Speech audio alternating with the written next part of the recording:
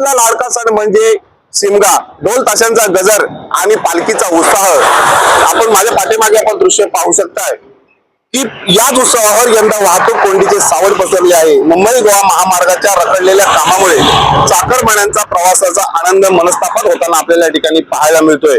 मुंबईतून कोकणाकडे निघालेल्या चाकरमान्यांची तुफान गर्दी, रायगड मधील गावोगावात निघणाऱ्या देवांच्या पालख्या आणि पारंपरिक लोककला, मानगाव, नागोडणे आणि रोहा परिसरात लागलेल्या वाहनांच्या लांबच लांब रांगा, अर्धवट लागलेला महामार्ग आणि नियोजन अभाव।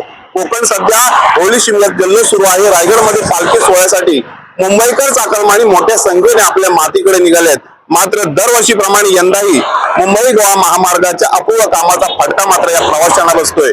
विशेषतः मानगाव आणि नागोडणे परिसरात तब्बल 2 तासाहून अधिक काळ वाहन जागेवरच अडकून पडले आहेत। सण साजरा करण्याच्या आनंदावर या वाहतूक कोंडीमुळे विरजन पडत असून प्रशासनाने याकडे गांभीर्याने पाहून तातडीने उपाययोजना कराव्यात अशी मागणी देखील जोर धरते।